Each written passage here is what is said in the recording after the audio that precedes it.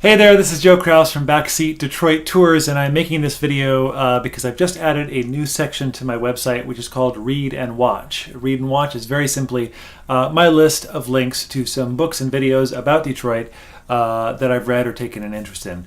Now, why would you go there instead of just typing Detroit into a search engine? Because there's really a lot about Detroit, and this is some stuff that maybe I've mentioned on a tour, or if you haven't taken a tour with me, this is stuff that's of particular interest in the current zeitgeist.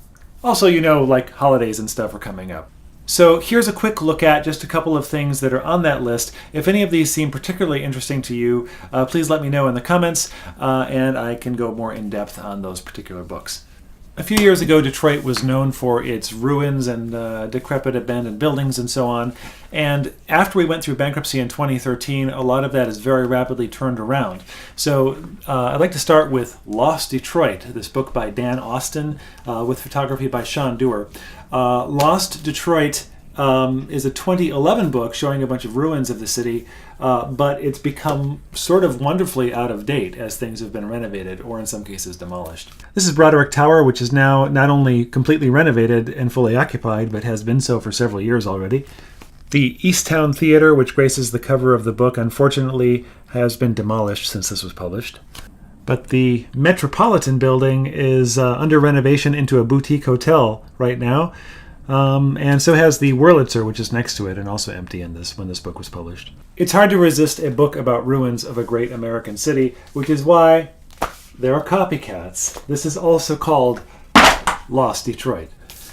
This Lost Detroit book, though, features buildings that current generations of Detroiters might not have direct memories of. This is the old Pontchartrain Hotel, which was demolished in the 1920s to make way for where the First National Building stands today. The dining room of the Cadillac Hotel, this was demolished as well in the 1920s to make way for the Book Cadillac Hotel. And the Center Park Library, this was demolished in 1929 to make way for what today is the Skillman branch of the library downtown.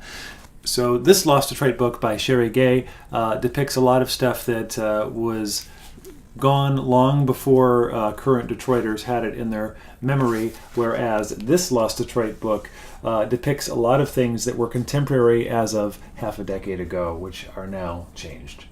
We've got this lovely book on the Guardian Building. Now, there's a new one out that I haven't added to the list yet, which is more about Wirt C. Rowland. This one is primarily about the Guardian Building itself.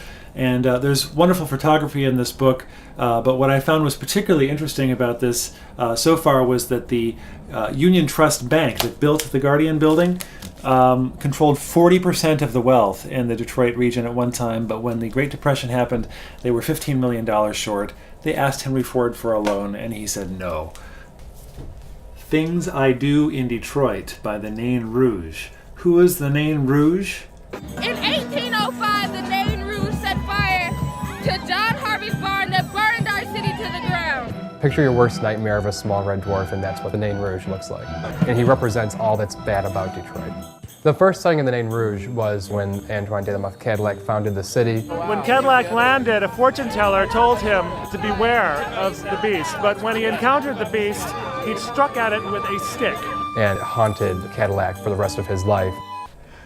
This book is pretty up-to-date with contemporary, what I would call the greatest hits of things to do in Detroit. I wouldn't recommend this so much if you're just dropping into town for a moment, but if you live in Michigan or if you are regularly in Detroit, this is a great illustrated book for all the stuff that you might do if you're here for a longer period of time, such as the Belle Isle Aquarium. Also, let's not forget Frontier Metropolis. I mean, it looks like a pretty quiet town on the cover of this book. This is the history of Detroit before photography, and so up till 1838. There's some pretty cool stuff in this book. One of my favorite things is the engraving of Judge Woodward's plan.